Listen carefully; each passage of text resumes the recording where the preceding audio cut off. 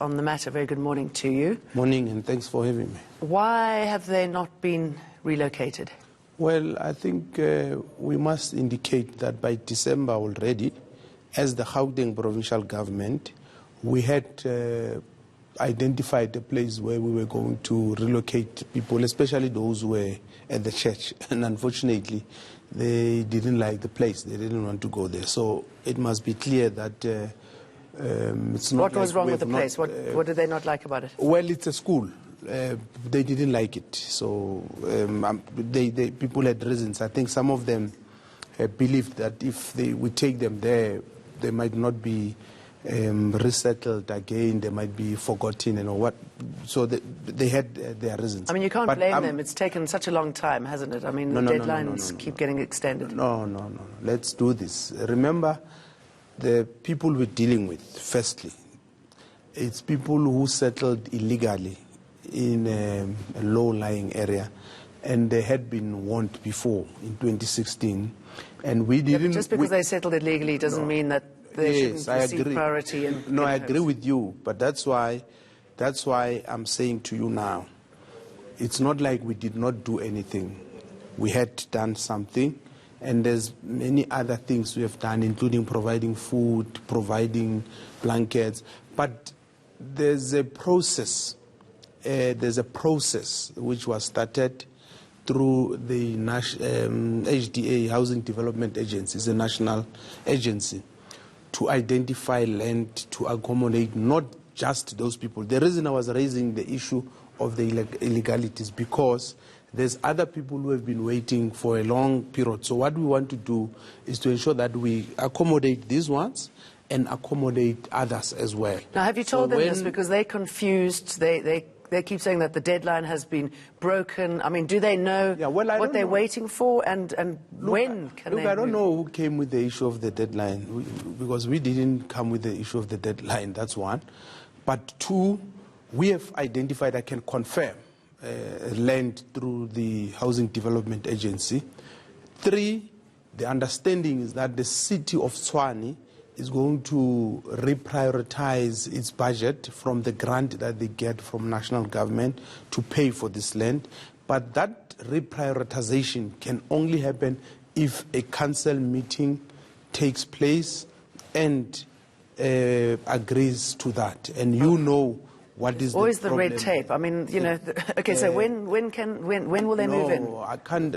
I'm explaining to you because I'm not in the city of Tshwane. I'm not in the council.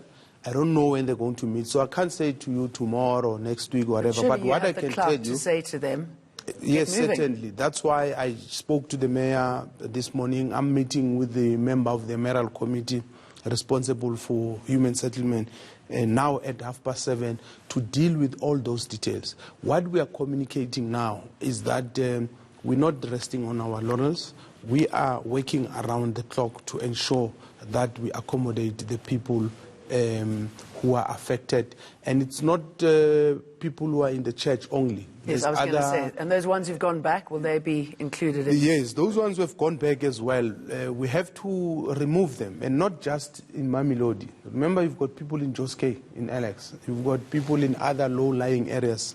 So we have to remove those people and make sure that once we've removed them, they don't go back. Because one of the biggest problems is that we remove people in these areas and they go back, and we end up with this kind of situation. So we will be working with the municipalities that are affected, Johannesburg, Tshwane, and other municipalities, to ensure that once we remove people, we cordon off those areas, make sure that at all times the police and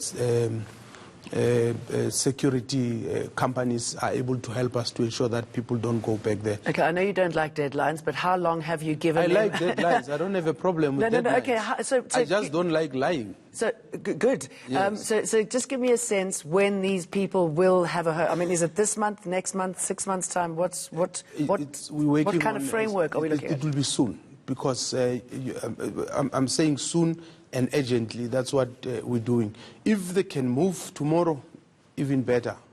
but what we're working on around the clock, as I'm saying to you now at 7:30, I have a meeting with a member of the Emerald Committee to work out the mechanics, how to move forward. We've got a team which meets on a weekly basis. It met on a Monday.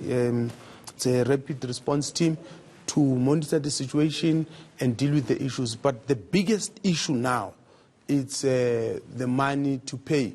The landowners, by the way, have already agreed that if even before we pay them, people can move in. So they've already agreed. All we need is that council resolution. That's one. But two, plans to relocate people are already in place. The city officials have already made sure that if the council meets today or tomorrow and says it's fine, they can move those people anytime. Tell the council to move it. And yeah, no, we will. We will tell the council if all else fails. Remember, the municipalities under Section 139, subsection 1, subsection A, meaning we can give directives. We will do that, but we are talking to the political leadership of that municipality as we speak. Okay, let's speak again once they've and we don't have a problem with deadlines. Okay, we just don't want to lie Thanks for to our people. Yeah.